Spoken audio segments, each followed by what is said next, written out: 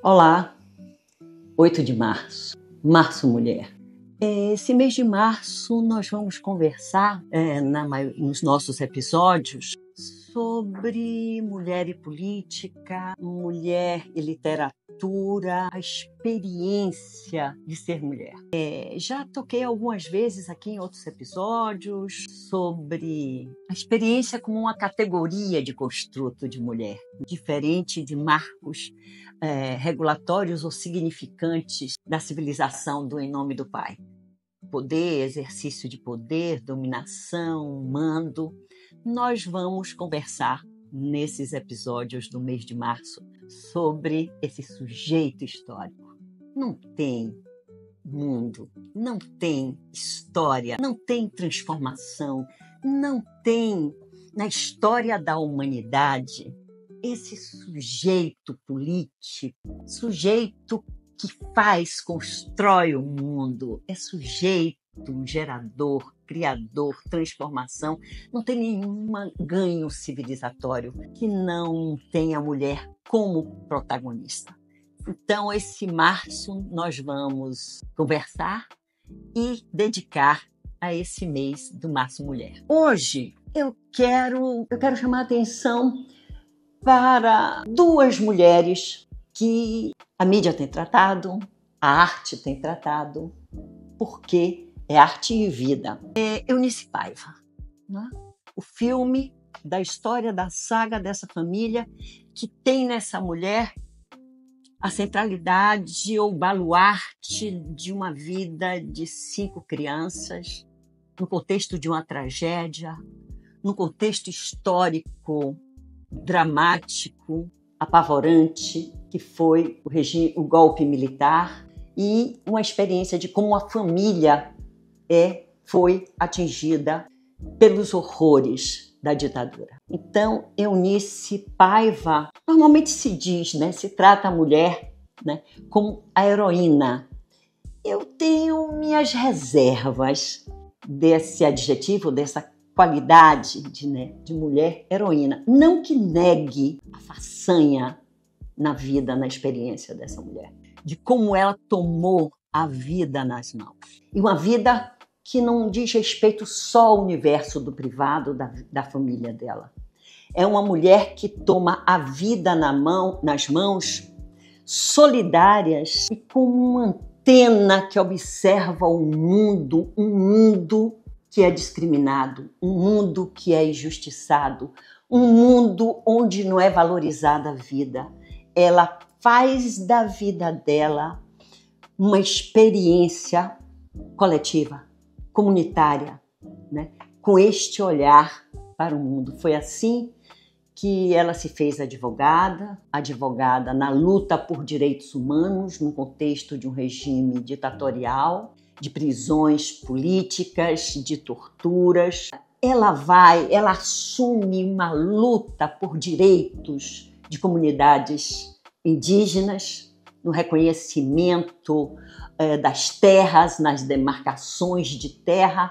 Se faz uma referência nacional e internacional, para além daquela mãe extraordinária que, com coragem e com pulsão de vida, ela espraia para além da sua experiência individual e privada, do mundo do privado, do mundo da casa, do mundo da família. Ela entende que existe uma família planetária e famílias e um coletivo que precisa tomar posse da sua vida, tomar posse da sua terra, do direito de viver, de ser respeitado, de construto político desse sujeito coletivo. Então, o filme Ainda Estou Aqui, ele faz justiça a uma história, ele faz justiça a essa mulher, ele faz justiça a um tempo, e é um tempo que tem elementos no presente necessários que estejamos atentos todos à insistência da desigualdade, da discriminação, do preconceito, da não valorização A vida não importa, nem a própria vida, nem a vida do outro. Então, esse filme traz essa história que nos nutre, né, de coragem, da indignação necessária às mudanças que nós precisamos enfrentar, preservar, do ponto de vista de uma vida política, de solidariedade, de propósito com o outro, que não precisa necessariamente ter as mesmas demandas que eu tenho, né? Mas essa experiência de resgatar o nós, de recuperar o nós, como uma forma de confrontar politicamente, como eu disse num outro episódio do Me, Myself and I, de confrontar esse egoísmo de um tempo, né, do neoliberalismo que evoca ou coloca como centralidade o indivíduo.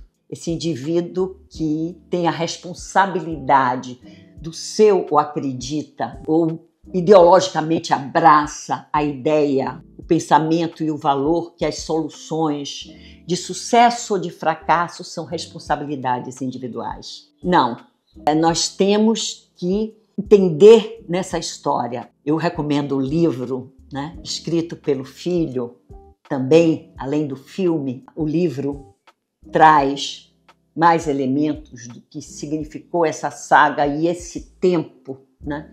Esse tempo de um passado que ainda pode ou quer se tornar presente, mas que a gente não pode deixar ir para o futuro. Então, a Eunice Paiva é um significante de presença, de criação, de transformação, de luta da mulher no mundo, construindo o mundo, enfrentando corajosamente o mundo, parindo mundos. Então, eu quis trazer essa reflexão sobre Eunice. Tem uma outra mulher, e aí dá também a relação entre mulher e política, que na última semana e nessa semana começa a ser motivo de tensionamentos e de críticas, que é a Gleisi Hoffmann, presidente do Partido dos Trabalhadores, num momento crucial e importantíssimo do ponto de vista de lutas pela democracia, de luta pelo confronto com injustiças, numa tentativa de restauração desse passado que a gente não vai deixar que volte, nem que queremos levar para o futuro. A Gleisi foi uma mulher decisiva à frente de um partido, à frente de um movimento, à frente de um ativismo político e partidário que permitiu ou que soube enfrentar uma estrutura de partidos que ainda guarda, né, hegemonias do masculino, das decisões dos homens na sociedade. Ela foi fundamental para abraçar, vamos dizer assim, o modelo ou a proposta da nossa maior liderança política, que é o presidente Lula, né? Que não é referência só para o Brasil, como referência de estadista que é no mundo, né? O mundo reconhece, o mundo escuta, ele está no mundo, ele coloca como plataforma política a valorização da vida, elementos numa sociedade que se reproduz na desigualdade e na fome, né? Na fome, ele coloca isso para o mundo. Então, essa mulher foi fundamental, essencial mesmo na sustentação de procedimentos de combatividade. E que agora o presidente a convida para ser ministra da Secretaria de Relações Institucionais. E o que a grande mídia, ou mesmo os políticos, ou os militantes, ou quem presta atenção ao mundo que nós estamos vivendo, ao tempo que nós estamos discutindo, aos projetos políticos que estão postos, tem dúvidas, tanto a oposição quanto mesmo o campo dito progressista, o chamado de progressista, acham que ela não tem o perfil de mulher combativa, um perfil de mulher ativista, um perfil de mulher com firmeza, um perfil de mulher que enfrenta, né, os propósitos, os princípios de um partido que em determinado momento ou a sua fração hegemônica opta por um protocolo de conciliação. Então acha que esta mulher, essa liderança, que é a Gleisi, não tem o perfil adequado a uma política de conciliação ou de negociação. Eu estava refletindo sobre isso e vendo com agrado e em concordância uma certa mudança de rota, de procedimento da ação política governamental, né? E ninguém melhor do que a Gleisi para realizar essa passagem, né? Que numa liderança de um partido que tem praticamente, salvo engano, a segunda bancada na Câmara. Tem uma experiência de parlamentar sólida, Câmara, Senado, respeitada, por alguns talvez até temida, exatamente pela capacidade que ela tem de, por exemplo, mesmo aqueles que não concordam ou que acham que ela não é o lugar para onde ela está, não deixam de reconhecer que o que é firmado na conversa será garantido por ela e ela cumpre, porque tem princípios. A política não é só o negócio, a negociação, a conciliação é um meio e não um fim em si mesmo. Então, como uma mulher militante ligada ou com uma visão de atuação política, de ativista, de confrontar, né? De não ter medo de trazer e preservar um processo que guarde e que leve às transformações, à transfiguração de um país, de um povo, para além de ordem e progresso, mas ordem, amor, progresso e mudança. Ela é essa mulher. Ela tem sido essa mulher.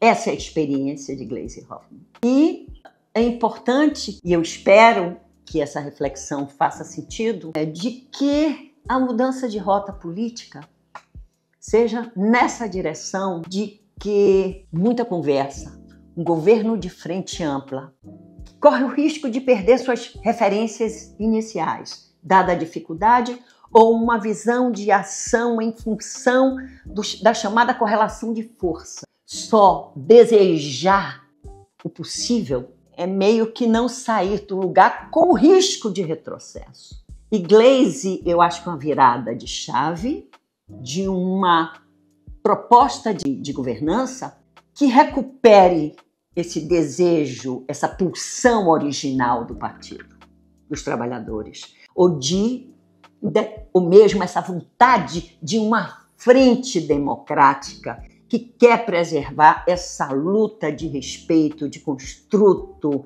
de cidadania ativa, de democracia para além da formalidade das instituições. E aí vocês podem me perguntar, mas não é Secretaria de Relações Institucionais? Eu quero trazer aqui uma experiência pessoal de oportunidade de trabalhar em políticas governamentais, né, no estado da Bahia, quando eu pude monitorar a execução de políticas sociais, de 6 secretarias de políticas sociais, e entendendo que uma perspectiva de democracia, de participação popular, a força ou a essencialidade de institucionalização da voz, da demanda da sociedade civil organizada é uma forma de institucionalidade desejável, não é de engessamento, é da correlação de força de Estado se constituindo nesta mutabilidade ou nesse confronto de relações de forças. Então, eu pude, à época, verificar que fazia parte da operacionalização de uma Secretaria de Relações Institucionais o cumprimento ou os compromissos assumidos num projeto político, ou em campanhas políticas, ou num mapa político de proposta de democracia participativa, o cumprimento, a checagem, a abertura de conversa, diálogo, de acesso, de voz aos movimentos sociais, à sociedade civil organizada.